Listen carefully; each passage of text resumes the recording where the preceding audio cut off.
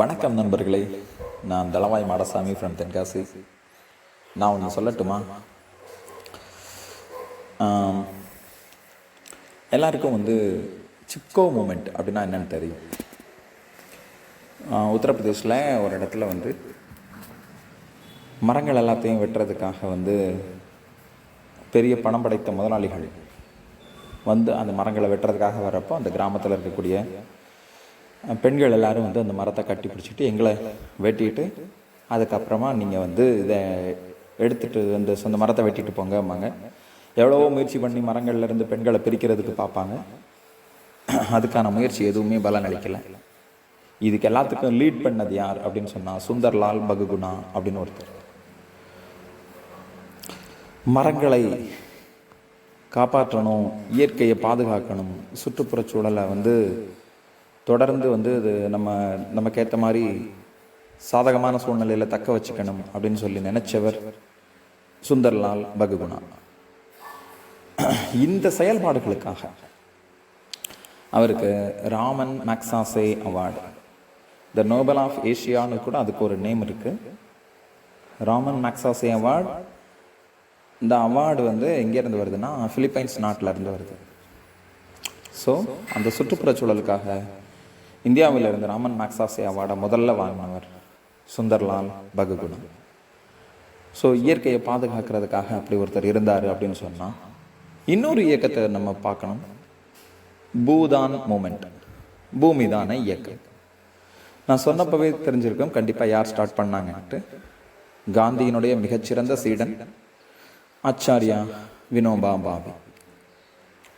தெலுங்கானா பகுதியில் விவசாயிகள் எல்லாரும் போராடுறாங்க. ஏண்டா நிலம் பெரிய பெரிய முதலாளிகள் கையில் மட்டும்தான் இருக்கணுமா? ஐ திங்க் முதலாளிகள் இல்லை, நிலச்சுவாந்தார்கள். கிட்டத்தட்ட ஒருத்தரே ஒரு 500 ஏக்கர் 1000 ஏக்கர் வச்சிருக்கிறவங்களுக்கு தான் நம்ம நிலச்சுவாந்தார்கள்னு சொல்கிறோம். எந்தவித நிலமுமே இல்லாமல் அல்லது குறைவான நிலங்களை மட்டுமே வச்சிருக்கிறவங்க சிறு விவசாயிகள் அல்லது நிலமற்ற கூலிகள், அடிமைகள் அப்படின்ற மாதிரி என்ன பேரில் வேணாலும் இன்னைக்கு வச்சுக்கிறாங்க.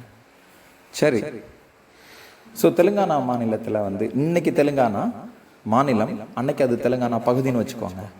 அந்த பகுதியில் இருக்கக்கூடிய மக்கள் எல்லாருமா சேர்ந்து முதல்ல ஒரு போராட்டம் நடத்துகிறாங்க. நிலம்ங்கிறது எல்லாருக்கும் வழங்கப்படணும் அப்படின்னு சொல்லி. ஒருத்தர் கையிலேயே குறிப்பிட்ட நிலங்கள் அனைத்தும் போய் சேரக்கூடாது அப்படிங்கிறதுனால. சரி, அந்த போராட்டத்தை பார்த்துட்டு ஆச்சாரியா வினோபா பாவே என்ன செய்கிறாருன்னா, நான் ஒரு நடைப்பயணம் போகிறேன் அப்படின்னு சொல்லிட்டு பார்க்குறாரு.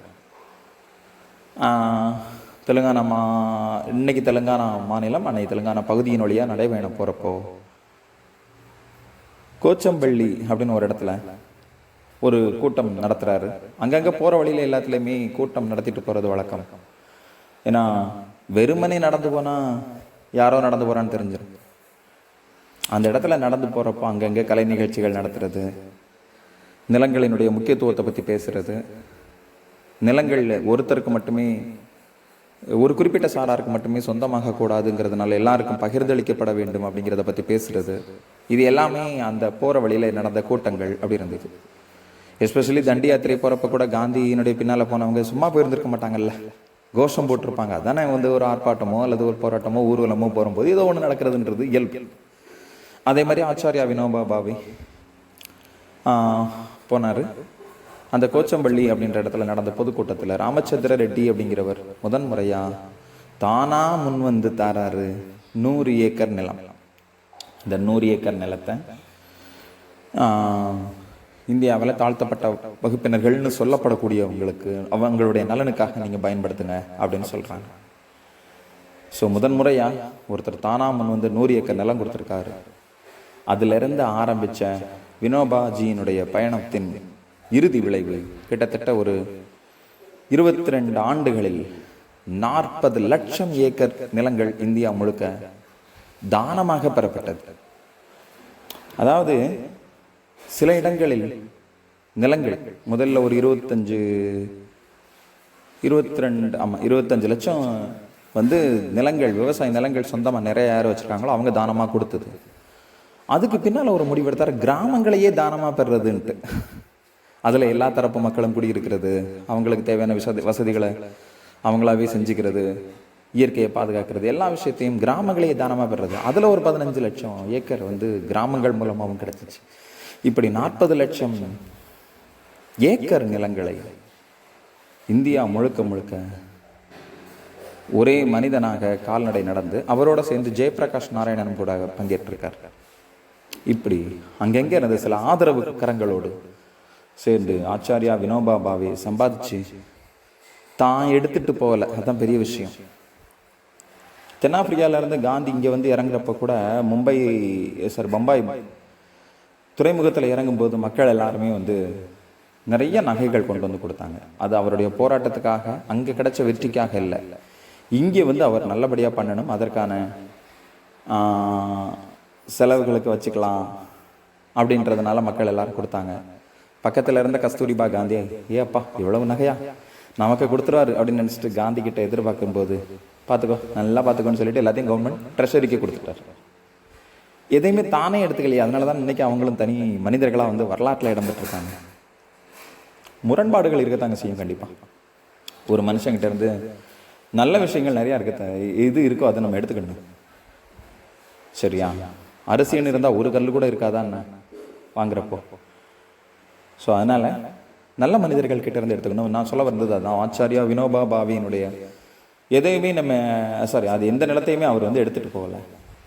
உண்மையிலே முழுக்க முழுக்க இது மக்களுக்காக பயன்படுத்தப்படட்டும்ங்கிற நல்ல நோக்கத்துக்காக அரசாங்கத்தின் கையில் ஒப்படைச்சிருந்தார். ஆனால் இன்னொரு முறை 2ஆம் பூமிதான இயக்கம் தொடங்கப்படணுமோங்கிற ஒரு சூழல் வந்துருச்சு.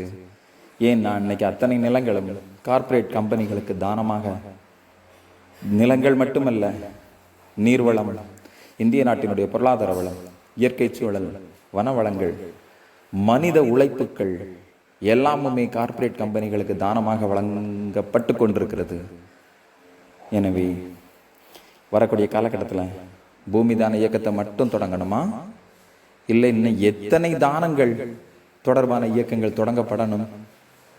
மனித உரிமைகள் தொடர்பான இயக்கங்களே கூட இன்னைக்கு இருக்கிற காலகட்டத்தை விட இன்னும் கொஞ்சம் அதிகமாக வரக்கூடிய காலங்களில் தொடங்கப்படணுங்கிற நிலை வந்துருமோ என்னமோ தெரியல. அதனால் மக்கள் விழிப்புணர்வு அடையணும். எல்லாம் ஒரு குறிப்பிட்ட சாராருக்காக, அதுவும் வெளிநாட்டில இருந்து வரக்கூடிய நிறுவனங்களுக்காக தானமாக வழங்கப்பட்டு கொண்டிருக்கிறதுங்கிற விஷயத்த நம்ம மாணவர்கள் கிட்ட சொல்லுவோம். அதுக்கப்புறம் அடுத்தடுத்த நிலைகளுக்கு அதுவே பரவுங்கிறது நிதர்சனம். இன்னொரு கட்டத்தில் சந்திக்கலாம். நன்றி நண்பர்களே.